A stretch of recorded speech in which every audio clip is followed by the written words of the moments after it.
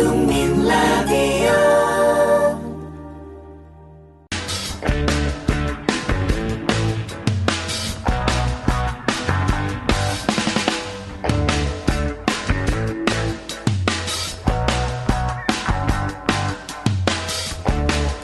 웅이와 히라의 정우를 부탁해.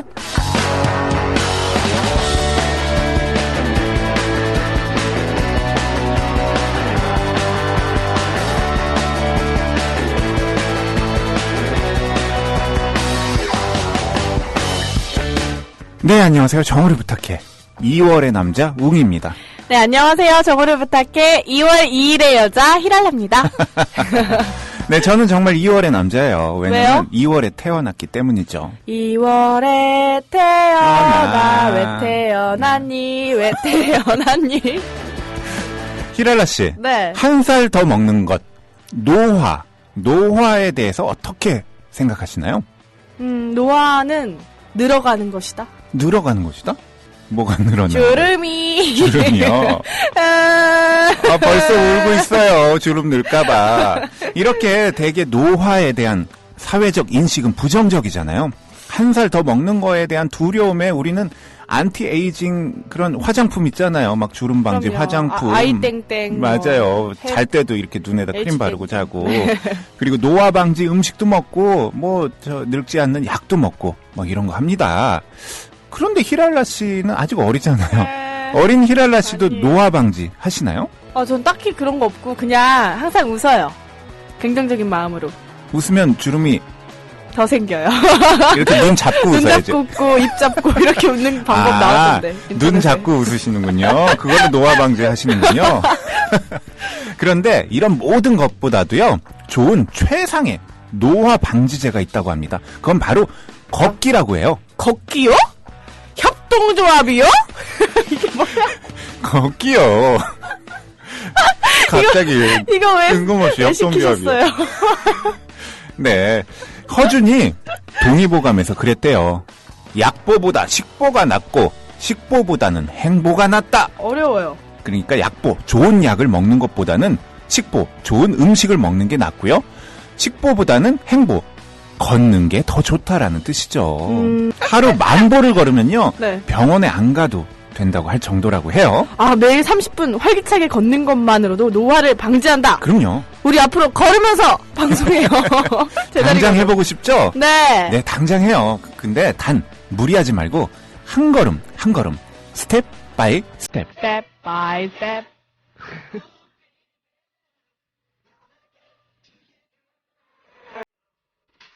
네, 오늘 2월 2일 정오를 부탁해. 뉴키즈 온 더 블럭의 스텝 바이 스텝으로 힘차게 걸어봅니다.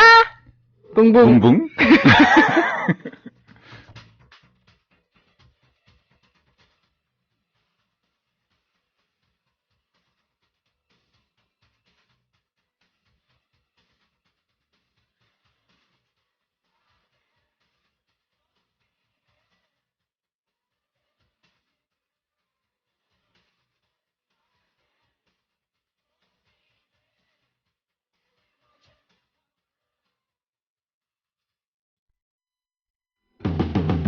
정우를 빠빠비야 부탁해 빠빠비야 웅이와 히랄라의 정우를 부탁해 빠빠비야. 정우를 빠빠비야 부탁해 빠빠비야 웅이와 히랄라의 정우를 부탁해 빠빠비야. 정우를 부탁해 빠빠비야. 정우를 부탁해 후!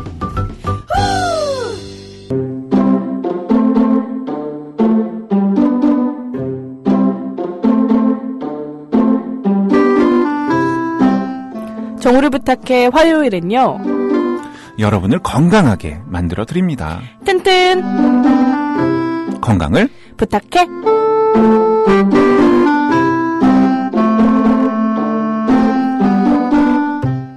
건강을 부탁해. 여러분의 건강을 책임져 주실 분은요.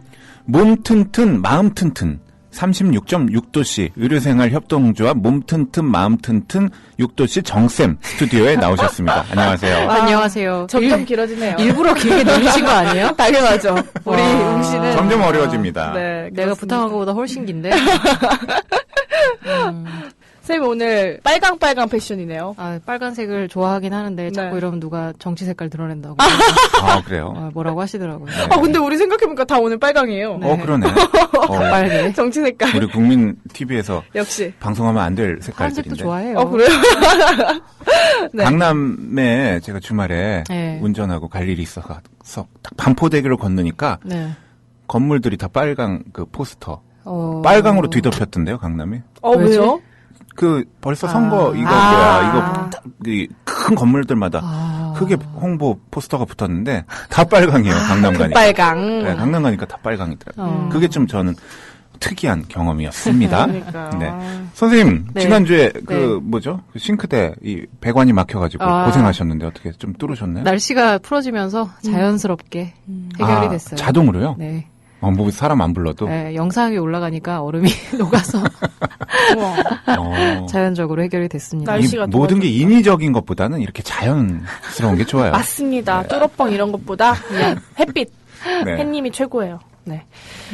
오늘 우리 건강을 부탁해 시간인데 오늘의 주제 어떤 걸로 잡으셨죠? 오늘 원래 거북목 증후군 이야기를 좀 해보려고 자세 관련된 이야기를 하려고 했는데 맞아. 좋아요, 이거. 요즘 근데 또 때가 때이니만큼 지카 바이러스 이야기가 엄청 많이 나오더라고요. 네네. 그래서 거북목 증후군을 하면서 지카 바이러스 얘기는 간단하게 제가 그냥 좀 잘못 알고 계신 부분들에 네. 대해서 설명을 간단하게 좀 드려볼까 해요. 오, 네. 와, 오늘 아주 유용하겠는데요. 네, 1+1.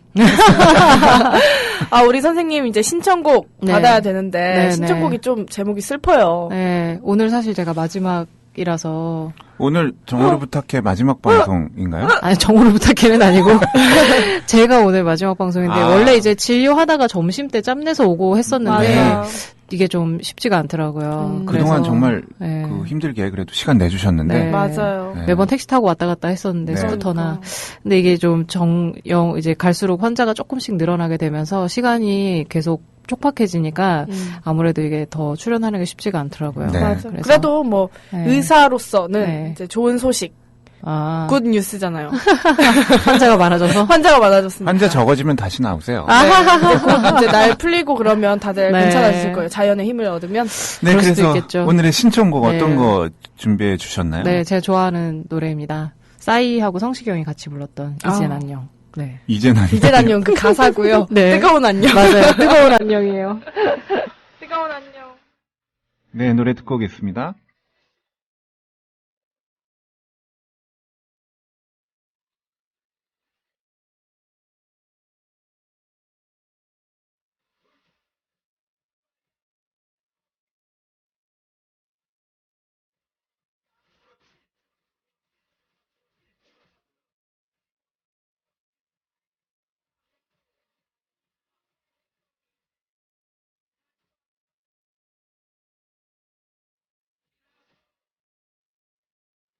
정쌤 신청곡 뜨거운 안녕 듣고 왔습니다.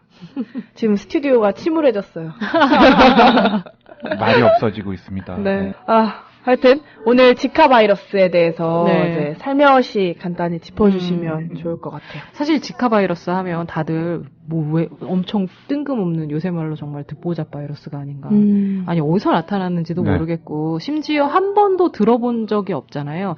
뭐 에볼라 바이러스라든지 뭐 그런 것들은 좀 책을 통해서나 영화를 통해서 들어보셨을 것 같았는데 작년에 메르스 사태 이후로 저희가 이렇게 뜬금없이 난생 처음 듣는 그런 게 있었나 싶은 바이러스들에 조금씩 노출이 되고 있는 것 같은데 네. 지카 바이러스는 이제 1947년도에 우간다에 있는 지카 숲이라는 데서 처음으로 이제 그 원숭이한테서 발견이 됐어요. 그래서 원숭이가 가지고 있는 동물에 걸리는 바이러스구나라고 처음 이게 되면서 지카 숲에서 발견이 돼서 이제 지카가 사실 그 나라 말로 그냥 울창한 숲이란 뜻인데 그래서 지카 바이러스라고 이름을 붙였다가 50년대에 들어가면서 사람한테도 이게 전염이 된다는 게 처음 발견이 됐어요. 네. 근데 사실 감염이 돼도 한 100에 열에 8명은 증상이 없고 한 2명 정도 감기처럼 이렇게 살짝 지나가는 바이러스라서 약간은 풍토병 중에서도 굉장히 경한 질환으로 그냥 여겨지는 정도였거든요. 네. 근데 그게 이제 언젠가 한번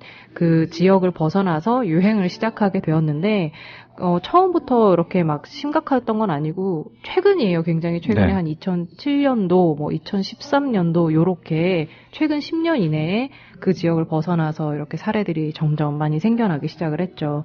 그래서 제일 큰 유행이라고 볼 수 있었던 게 3년 전에 폴리네시아 섬에서 처음으로 이제 유행을 한번 크게 하면서 그 나라 섬 인구의 10%를 감염을 시켰었던 그런 그 유행이 한 번 있었고요. 작년에 이제 브라질에서 조금씩 발견이 되기 시작하면서 이제 남미 지역을 중심으로 조금씩 북상을 하고 있는 그런 현황인데, 사실은 지카 바이러스는 모기를 매개로 이제 말라리아나 다른 무슨 여러 가지 우리가 풍토병 중에서 모기 매개로 옮겨지는 게 되게 많은데요. 네. 보통 바이러스나 그런 풍토병들이 자기네를 매개하는 모기가 다 정해져 있어요. 예를 들면 지카 바이러스 같은 경우는 순모기에 의해서만 옮겨지거든요. 그래서 그 모기가 사는 곳에서는 이게 언제든지 옮겨질 수 있는 가능성이 있는데, 옛날에는 그 지역 풍토병은 지역을 벗어나질 않았던 경향이 있었다면 교통이 많이 발달했잖아요. 그러니까 모기가 원래 우리나라도 그렇지만 모기는 그렇게 장거리 이동을 원래 안 해요. 많이 가야 뭐 한 1, 2km? 그래서 동네 모기거든요, 전부. 아, 그래요? 근데 모기가 이제 비행기도 타고 버스도 타고 이러면서 장거리 이동을 시작을 한 거죠. 그리고 환자도 감염이 된 환자가 장거리 이동을 시작하게 되면서 이게 좀 이제 지역 간의 구별 없이 퍼지게 된 건데, 브라질에서 시작이 되면서 점점 이제 남미 전체의 전역으로 지금 퍼지고 있고, 아시아 지역에서는 태국, 우리나라는 현재까지는 없어요. 없는데, 순모기라고 아까 말씀을 드렸는데, 지금 그 지카 바이러스는 이집트 순모기에 의해서 전염이 되고는 하지만, 한국에도 순모기가 있거든요. 그래서 흰줄 순모기라고 있는데, 걔가 매개할 수 있는 가능성은 있어요. 그래서 환자가 한국으로 유입이 되면, 순모기에 의해서 이제 매개가 되어서 전염될 확률은 있는데, 아직까지는 이제 감염이 되어 있는 사람이 유입된 경우가 없고, 그리고 이제 지난 어저께인가 그저께 이제 우리나라에서 4종 법정 전염병으로 규정을 했는데, 이게 어떤 의미가 있는 거냐면, 법정 전염병이다, 이건 전염병으로 위험하기 때문에 고지를 했다기보다는 한국에 유입되는 거를 막겠다라는 의지로 이거를 전염병 규정을 한 거거든요. 그래서 지금까지는 없지만 이제 들어오는 거를 최대한 막아야 하는 상황이고요. 소두증 때문에 다들 이거 어떻게 해야 되냐, 무시무시하다 이렇게 생각을 하시는데, 솔직하게 그 지금까지의 연구 결과로는 소두증과 지카 바이러스의 상관관계가 있을 것으로 추정되나 확실한 근거는 아직은 없습니다. 그래서 브라질에서 이제 소두증 출산 아이가 되게 많아지게 되면서 지카 바이러스의 발병률이 같이 이제 높아지는 역학 관계를 좀 본 거예요. 네. 그래서 이것과 이것이 연관관계가 있지 않을까. 지카 바이러스가 신경계 합병증이 있다라는 연구 결과가 또 있어서, 보고가 있어서 관련이 있지 않을까라고 생각하고 강력하게 관계가 있을 것으로 보고 있는 정도이고, 아직까지는 확실한 근거는 사실 없습니다. 소두증이 이렇게 머리가 작게 태어나는. 네, 맞아요. 증상인가요? 머리가 작게 태어나는 거고, 작은 이유는 되게 다양해요. 그래서 아예 뇌 발달이 좀 적어서 그렇게 되는 것으로 보는데, 그래서 태어나자마자 사망하는 사례도 있고, 발달이 지연되는 사례도 있고, 여러 가지로 지금 보고 있어요. 근데 이제 임산부가 아닌 사람이 감염이 됐을 때에는 그냥 아까 말한 것처럼 열의 여덟은 증상이 없고, 뭔가 이제 걸린다 하더라도 감기처럼. 근데 사람들을 항상 두렵게 만드는 단어가 그건 것 같아요. 치료제가 없다, 예방주사가 없다. 이거 두 가지는 굉장히 사람들을 공포에 떨게 만드는데, 감기랑 똑같은 거예요. 감기도 치료제가 없고 예방주사도 없거든요. 그러다 보니까 감기나 이런 바이러스성 질환들처럼 지금 현재 지카 바이러스도 그런 상황이고, 앞으로는 예방약이나 치료제를 개발한다고 하지만 보통 우리가 약제 하나를 개발하는 데 걸리는 총 시간, 검진까지 다 거치면 거의 한 10년을 보거든요. 그래서 이런 지카 바이러스뿐만 아니라 메르스 사태 때도 그랬고, 새로운 질병이 들어오는 것에 대한 검역 자체를 조금 더 강화해야 되는 게 아닌가, 저는 개인적으로 그렇게 좀 생각을 합니다. 당장에 이제 우리가 조심해야 되는 게 뭐가 있냐면, 유행 지역으로의 여행을 조심하셔야 되는데, 아까 말씀드린 것처럼 우리가 흔히 여행 가는 지역으로 아시아 지역에 태국이 지금 현재 발병 국가로 되어 있거든요. 그래서 여행을 가려고 준비하는 임산부들은 여행을 다 출산 이후로 이렇게 좀 미루시는 걸 권장하고 있고요. 여행 지역으로의 여행 자체를 아예 그냥 좀 미루거나 취소하시는 걸 지금 다 권장을 하고 있습니다. 그래서 질병관리본부 홈페이지나 해외여행 질병정보센터에 들어가시면 네. 현재 지카 바이러스 발병 국가들에 대한 정보가 실시간으로 업데이트가 되거든요. 네. 그래서 그쪽 여행을 최대한 피하시고 출산으로 미루시거나 혹시라도 꼭 가야 되는 사례가 있다면 모기 기피제라든지 긴팔 긴바지 착용이라든지 소매에 고무줄로 이렇게 밴딩되어 있는 옷을 입는다든지 하는 여러 가지 좀 모기를 피하는 방법들을 최대한 쓰시는 게 좋고요. 그리고 이거는 뭐 영국에서 가이드라인이기는 한데 한국 그 여행을 갔다 오신 다음에는 한 달 정도 콘돔 사용하시는 거를 권장을 하는 게 수혈이나 성관계를 통한 전염이 지금 가능하기 때문에 여행 지역을 다녀오신 분들 같은 경우는 한 달 정도 그렇게 물리적인 피임을 하시는 걸 권장을 하고 있어요. 지금 관련 국가에서는 임신 자체를 아예 지금 하지 말아라라는 가이드라인을 주고 있는 정도니까 최대한 여행 지역 발병 국가와 관계 있는 일을 하고 계시거나 그런 분들은 최대한 조심하시는 게 좋죠. 무서워요. 너무 맞아. 무서워. 원숭이, 막 낙타, 이제 동물도 무서워요. 그러니까 사람들이 환경을 최대한 안 건드리면 되는 거거든요. 그렇죠. 네. 숲을 파괴하고 맞아요. 자꾸 그런 데를 관광하고 침범하고 동물들의 영역을 들어가니까 원래는 동물들이 고유의 바이러스를 갖고 있을 때는 그렇게 심각한 질병이 아니거든요. 뭐 조류 인플루엔자 같은 게 사람한테 오면 굉장히 심각한 인플루엔자가 되지만 조류한테는 그렇게 아주 치명적인 병은 아닌데 그렇듯이 인수공통 감염으로 넘어오는 순간 원래는 동물의 감염이었는데 사람한테 넘어오면서 에볼라 바이러스도 그렇고 에이즈도 그렇고 다 똑같은 경우거든요. 그래서 우리가 그런 어떤 환경에서 생태계의 영역을 최대한 파괴하지 않는다 그러면 이런 바이러스의 확산은 좀 막을 수 있지 않을까 저는 개인적으로는 그렇게 생각하고 있습니다. 네. 네. 사람이 바이러스군요. 스티브 잡프님이 가카 바이러스가 더 무섭다고. 여러 가지로 바이러스가 네. 무섭습니다. 바이러스 참 무서워요. 네. 네. 그러면 오늘 주제. 터들넥 가북목. 터들넥 맞나? 네. 거북목. 저도 좀 이렇게 컴퓨터를 항상 하니까 네. 목이 항상 아프고 거북이 닮았다. 약간 거북이 닮았다는 얘기를 지금 들었거든요. 듣고 보니 그러네요. 비슷한 것 같아요. 네, 거북목은 대체 어떤 질환인가요? 사실 거북목 증후군이라는 의학적 진단은 없어요. 그래서 뭐 예를 들면 감기도 의학명은 아니거든요.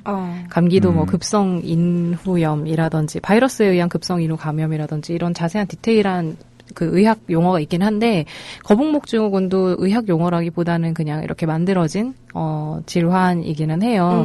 그래서 뭐 특정 질환의 어떤 진단 기준이라고 한다면 아마 엑스레이를 찍어서 목에 이제 척추뼈의 라인을 보고 진단을 하시는 것 같은데 거북목 증후군이라는 게 이제 결국에는 우리가 예전에 쓰던 일자목 하고 좀 관계가 있는 거거든요. 네. 그래서 계속 이제 책상에서 작업하시는 분들이 기본적으로 어깨, 등부터 시작해서 약간 C자로 좀 휘어져 있고, 네. 그리고 자기도 모르게 점점 앞으로 이렇게 목이 이렇게 앞으로 빠지는 듯한 자세가 나오잖아요. 맞아요. 그런 자세로 오래 있다 보니까 척추가 그 자세로 그대로 그냥 고착되어 버리는 맞아요. 그런 느낌인데 원래 우리 목 척추는 앞에가 이렇게 튀어나오는 C자형이거든요. 네. 그래서 커브가 유지가 됐어야 되는데 그 커브가 유지되지 않고 그냥 전체적으로 일자로 앞으로 이렇게 수그러지면서 나오는 거를 거북이 목처럼 앞으로 삐져나왔다라고 해서 거북목 증후군이라고 부르죠.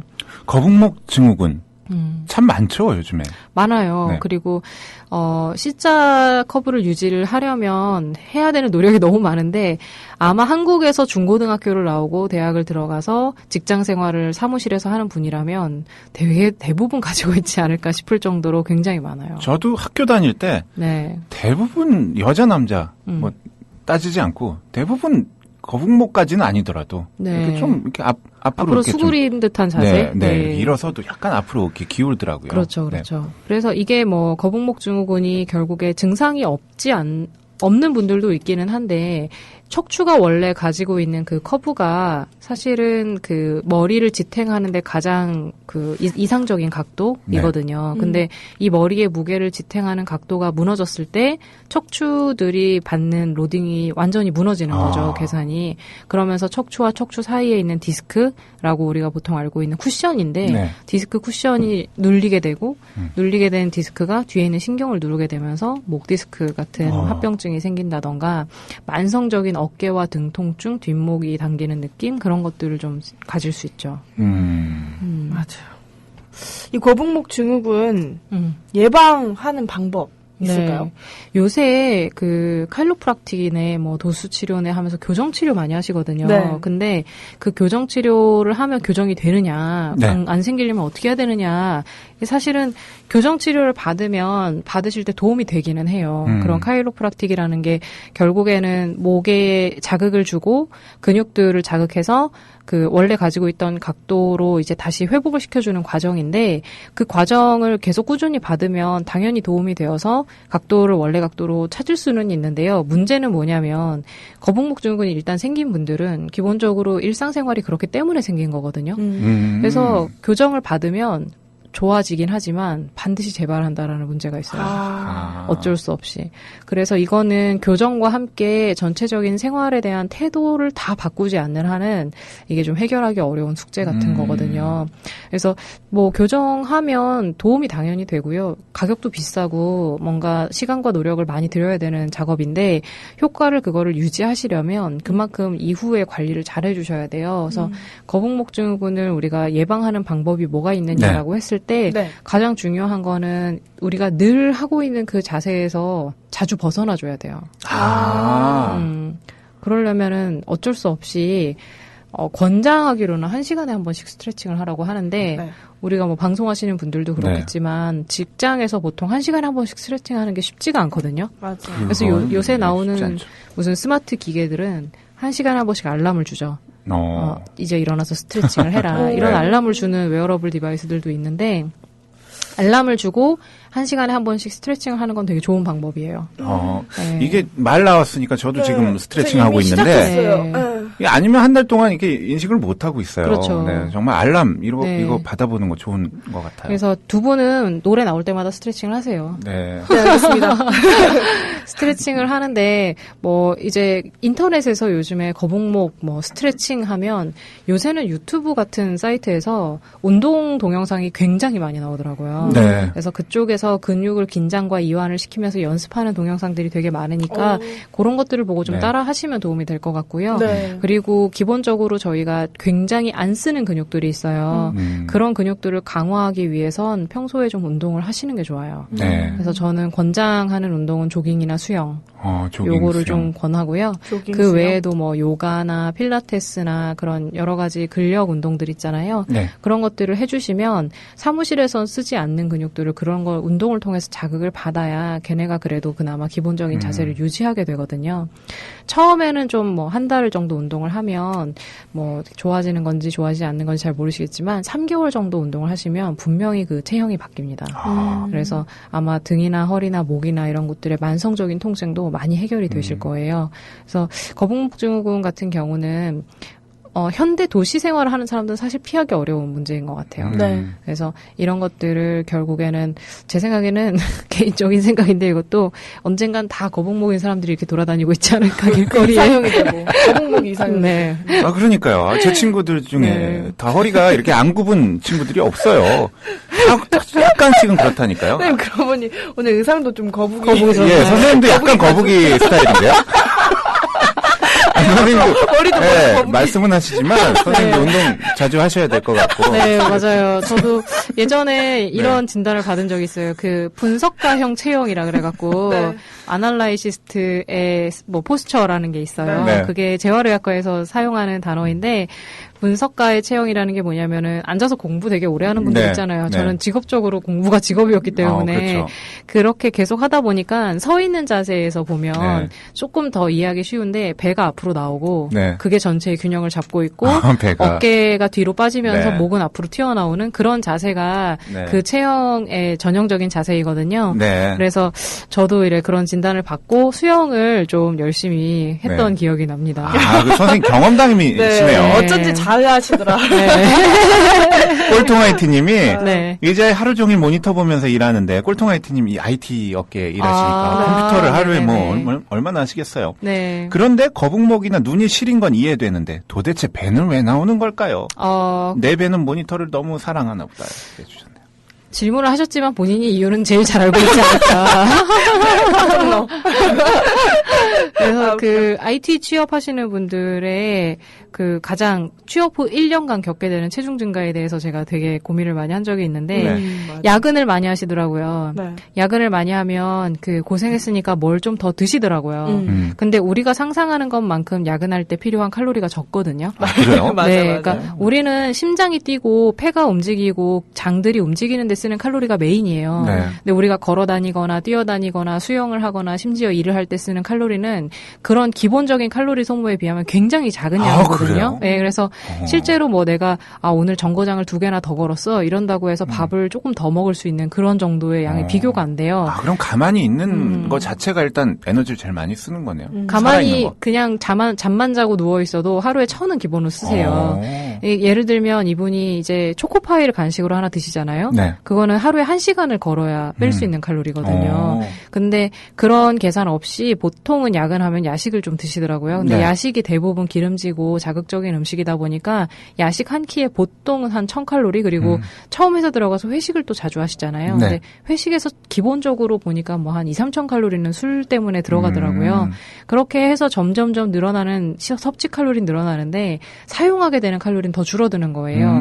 조금이라도 덜 걷게 되고 계속 그냥 모니터 앞에 앉아만 계시니까 그래서 계속 살이 찌는 거거든요. 덜 드셔야 됩니다. 이 IT 업계 네. 이제 이 사람 뽑을 때 이 네. 배가 좀 네. 나오고 이렇게 몸집이 좀 있는 사람이면 무조건 네. 일 잘하는 네, 사람이다. 최고, IT 업계는 최고. 그렇다고 그러더라고요. 다 저는 그렇게 몸집으로 생각하지 않습니다. 폴트라이트님.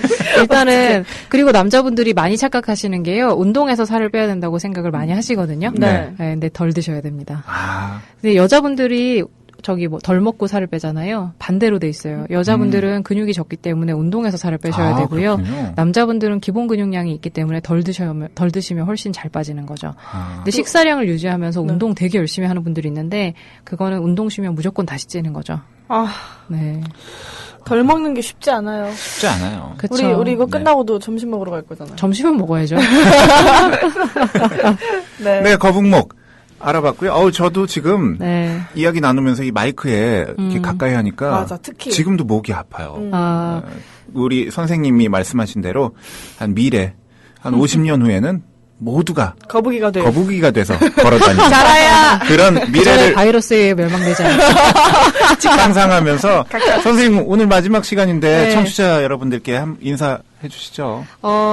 그동안 이제 뭐 여러 가지 이야기를 했지만 건강이라는 이슈에 대해서 다들 모순적인 시각을 갖고 있어요. 다들 야근하고 술 먹고 담배 피고 스트레스 많이 받으면서 한편으로는 뭐 영양제라도 챙겨 먹으면서 자기한테 스스로 뭔가를 해줬다라는 안도감 같은 걸로 계속 이걸 연명하고 계신데 지금 충분히 다들 건강하시니까 건강할 때 건강을 충분히 즐기시고 건강은 건강할 때 지켜야 되니까 뭔가 이렇게 영양제라든지 그런 것들로 내 마음의 위안만 삼지 마시고요. 지금 내가 하고 있는 것들 중에 건강을 해친다라고 생각하는 거는 과감하게 올해는 뭐 한 5%라도 줄이셨으면 하는 마음입니다. 네, 선생님 건강하시고요. 네.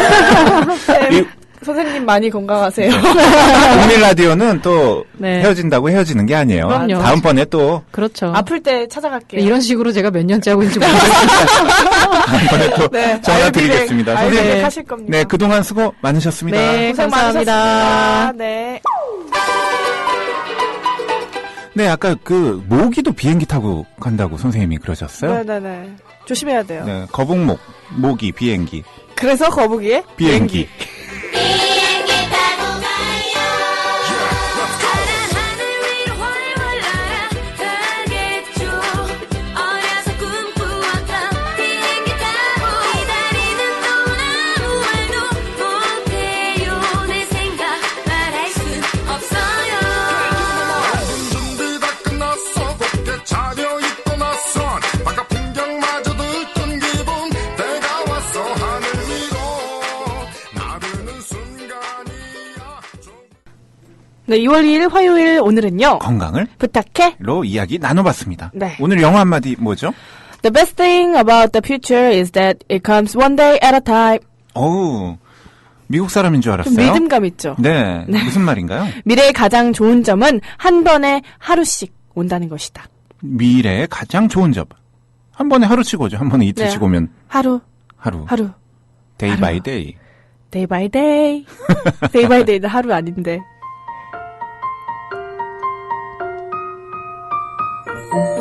네, 소녀시대의 사랑은 선율을 타고 데이 바이 데이 끝곡으로 띄워드리면서 저희는 내일 다시 뵙겠습니다. 네. 여러분 남은 시간도 행복하시고요. 오늘도 해피 해피. 메리메리.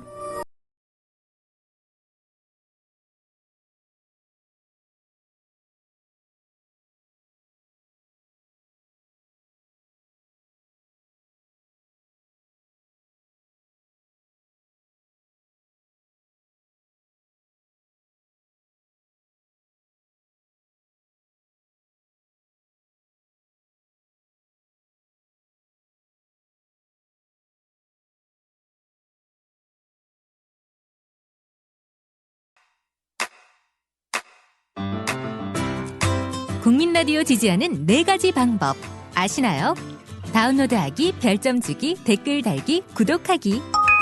국민 라디오를 보다 많은 이들에게 전할 수 있는 가장 손쉬운 방법. 다운로드하기, 별점 주기, 댓글 달기, 구독하기. 잊지 마세요. 다운로드하기, 별점 주기, 댓글 달기, 구독하기.